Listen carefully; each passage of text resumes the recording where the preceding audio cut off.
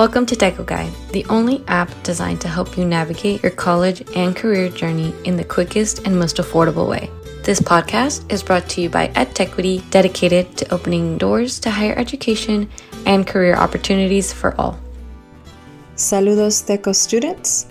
My name is Sandra, and I am a counselor and professor at Sacramento City College. I coordinate and oversee the Puente project and the Raza Center. Today I will share with you some of my background, my degrees, where I went to school, and leave you with some Teco tips. I grew up with hardworking parents in Sacramento. My parents are from Sonora, Mexico. I am the firstborn in the United States. I am the oldest of 21 grandchildren, and I have a younger sister. My parents taught me the value of a side hustle. For them, it was construction jobs or helping to build fences. My mom would make wedding cakes and quinceañera cakes, and that's how she paid for some of our private school tuition. I took from that knowledge of a side hustle and the experience, and I too have a side hustle. Only mine is a private practice as a licensed marriage and family therapist. So I have expertise in the area of mental health, especially with youth and families. I grew up in the Del Paso Heights neighborhood of Sacramento, and Spanish is my first language. I actually remember being in first grade and a little bit beyond and not understanding anything that was said. It was confusing and stressful, but I acquired the English language as I went along, and perhaps like many of you listening today, am fully bilingual. I attended parochial or private schools growing up, K through 8th grade, and then again in high school. In high school, it was a very different experience. It was a predominantly white institution. It was a college preparatory for women. I was very, very well prepared academically, but I was not included in the curriculum. I did not see myself represented in the programs or the services that they offered. It also is one of the reasons why in my professional career, I have intentionally sought out programs and services that have Latino students at the forefront and infuse culture in the curriculum, like the Puente project and the Raza Center. In my senior year, I applied to four-year universities, and I was accepted to many of them, including some private universities in Los Angeles. But I was only brave enough to accept the offer from Chico State. Chico State is only about 90 miles north of Sacramento. I applied to college outside of Sacramento without my parents' permission. As a matter of fact, my mom forbid me to go away to college. There were cultural and gender expectations that were imposed on me. And so I lied.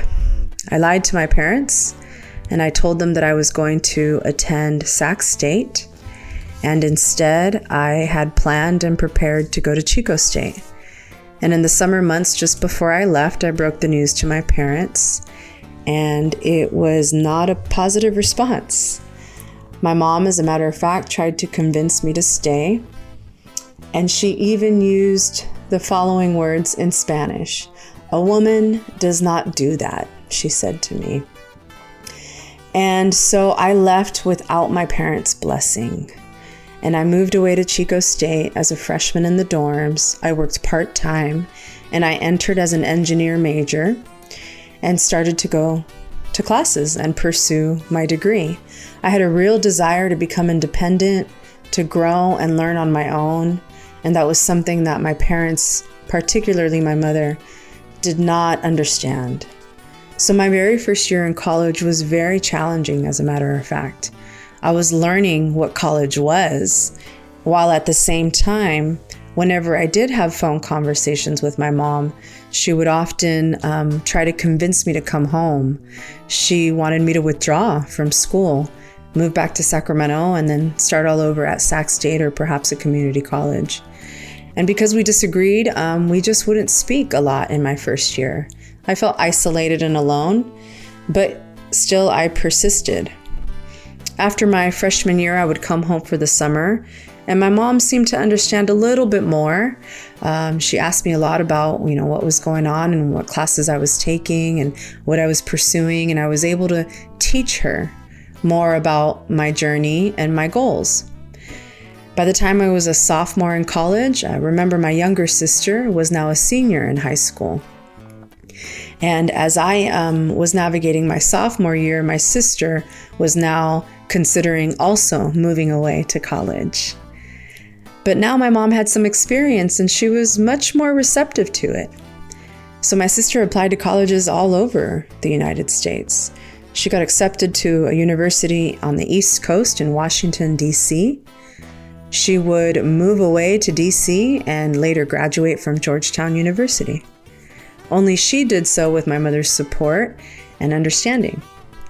And I only share that story about my younger sister because many of us, you included, will be the first in our family to break down barriers, different ones. For me, it was gender expectations and going away to college. For you, it might be different. I was also the first to apply to college.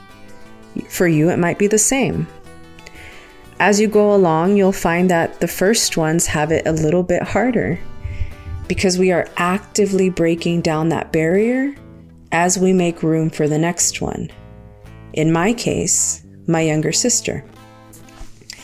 I would go on and graduate from Chico State with a bachelor's degree in psychology and Spanish. In my second semester in college, I changed my major from engineering to psychology and Spanish. Not because I didn't love math, but because I always wanted to be a counselor. I would complete that bachelor's degree with a minor in child development and a minor in Latin American studies. The minor in Latin American studies only came about because I was walking the hallways at Chico State one day and saw a flyer that said you could earn your Latin American studies minor by studying and traveling to Costa Rica for a semester. So I signed up. And again, prepared to leave the States and study in Costa Rica for 5 months. My parents did not approve of that decision either. And as I prepared to leave, both of my parents attempted to convince me to stay. I left anyways, and I would study a semester in Costa Rica, and it was a wonderful experience. I'm so glad that I took advantage of it. About 1.5 years later, my younger sister would also apply to study abroad, and she moved and lived in Chile, where she studied economics for a semester. Another example of a time that I broke down a barrier to make way for the next. After I graduated from Chico State, I moved back to Sacramento. I was a social worker for a couple of years, and I quickly learned that in order to have the career I wanted, I needed a master's degree. I didn't know that before graduating with my bachelor's. I didn't know that a counselor career would require a master's degree. So thankfully, I had mentors now in my life, and they were helping me to navigate grad school. And I would apply and get accepted to the University of San Francisco, where I graduated with my master's degree in psychology with an emphasis in marriage and family therapy. I have that degree now, and after about 10 years in mental health, I transitioned over to higher education, where I've now been for 12 years serving as a counselor and professor.